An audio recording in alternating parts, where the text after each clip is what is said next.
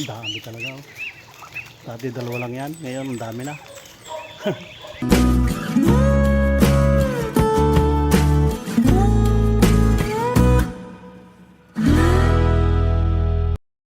Batang yun, magandang umaga sa inyo lahat. Yun, naniba ako ng saging dito. Pero ito may tama siya mga batang yung saging. Yan. Naniba ako ng saging kanina. Hindi ko na na-video doon sa may dito pa. Ay, nakakuha kami ng dalawang saging. Mga ganda naman, walang tama. Walang sira siya mga batang. Yan. Dalawa, ibenta natin ito mamaya. Tapos isang puso ng saging yan. So yun, panibagong vlog tayo mga kabatang.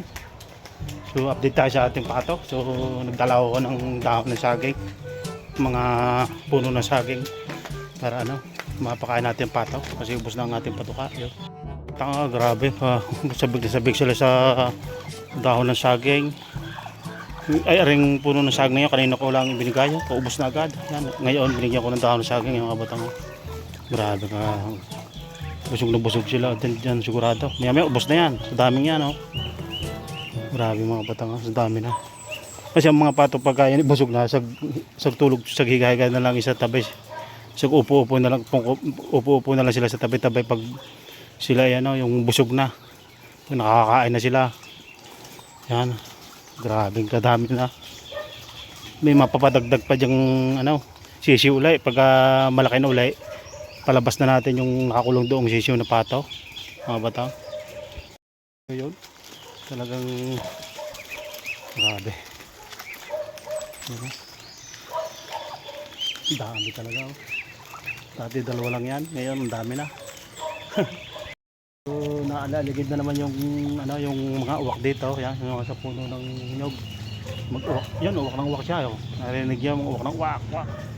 Hindi nila kaya itong mga patong pinalabas ko kasi malalaki na siya yung mga pato dyan at hindi nila dadalihin yung mga patong yan, hindi nila kaya kasi malalaki na siya yung mga patong pinalabas natin 15 yung unang pinalabas natin sisiw 11 tapos 15 pala 26 ang napadagdag yung iba nangingitlog na doon sa gala mga busog mga batang. So pakita ko sa inyo yung sisiyo ulit dito, ang laki na, grabe, pwede na palabas natin yan dito mga batang. Yung sisiyo na yung 1 linggo pala ang napisa, ngayon laki na siya, mga 2 linggo pa pwede na palabas ito. Yan, pakita natin yun o, lalaki na niya o, pakita, lalaki na niya o. Dati ang liliit pa niya, ngayon laki na kasi nga pakain natin page mga batang, page siya. Kaya mabilis yung lumaki ang mga pato. Para dumami ang mga pato nyo, ganyan ang gawin. Yung ikulong tapos ipakain nyo page, sagit lang yan. So maghahanap na naman tayo ng ng mais kasi naubusan na naman tayo ng ng patuka. Ubos na oh. Wala na. Dami pa namang yan oh. Wala na siyang patuka oh. Ubos na siya. Yung 70 kilos, hindi pa parang hindi pa umabot ng 1 buwan mga kabatang. Parang umabot din naman ng 1 buwan yata. Yun. Kahapon lang naubos kasi ugos na eh.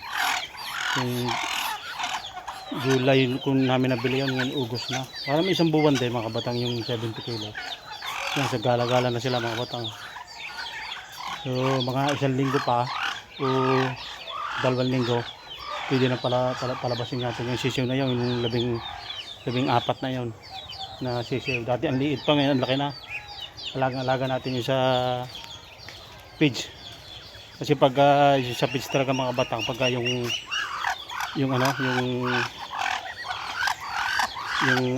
alaga natin sa page, mabilis lumaki yung mga pato mga batang.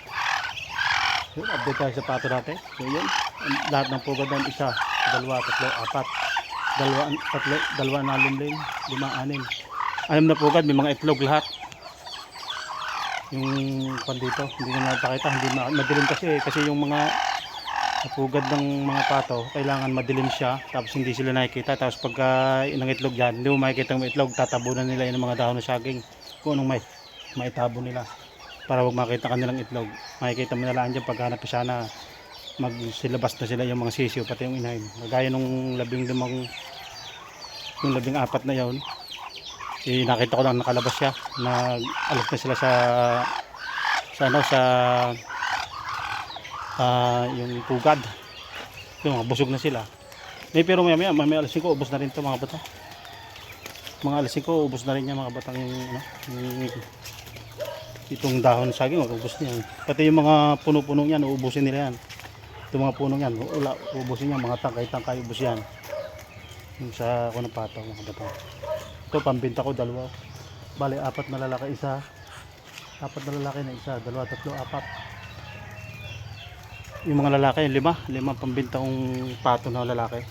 Yan lang binibenta ko lalaki. Hindi ako nagbibenta ng mga inahin na pato para mabilis dumami ang ating pato. So yun, update tayo sa channel natin mga kabatang yun. So bago pa sa channel ito, mag-subscribe ka na.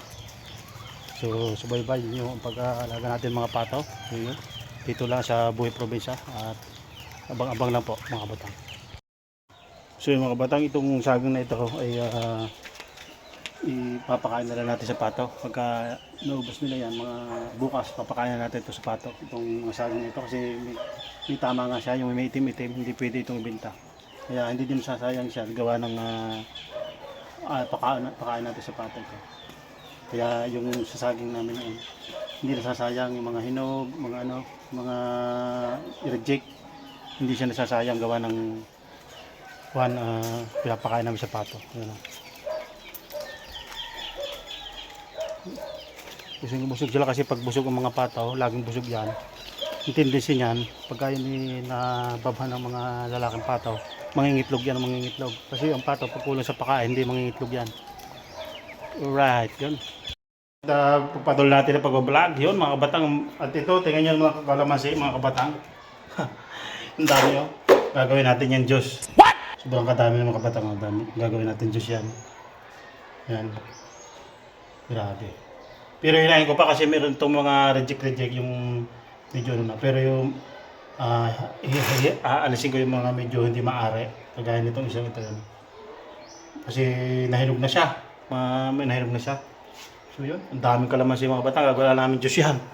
Kasi pagka yung tagkalamansi talaga dito, medyo ng kalamansi. May taniman niya ng kalamansi doon.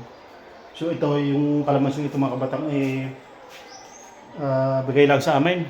At sobrang dami na doon ng kalamansi, nahinog na siya. So gagawin natin juice yung kalamansi. At maganda yun sa mga pampalino ng mata yan. Pag araw-araw kayong nainom ng kalamansi, yung juice, ay lilinaw ang mata nyo. Tapos yun, yung mga saging dito pala, may nakakuha pa ako saging kanina doon sa kakabila namin na saging, yan o, saging na naman. Bali ang 4, dalawa doon, sa 2, 3, 4 yung may sira yan mga batang yun, may sira yan. Papatukalan natin sa pato yun. So nagpunta ako doon sa kabila mga kabatang dito, sa aming lupa dito, nakakita ko ng saging. Tiniba ko na kasi magulo na siya.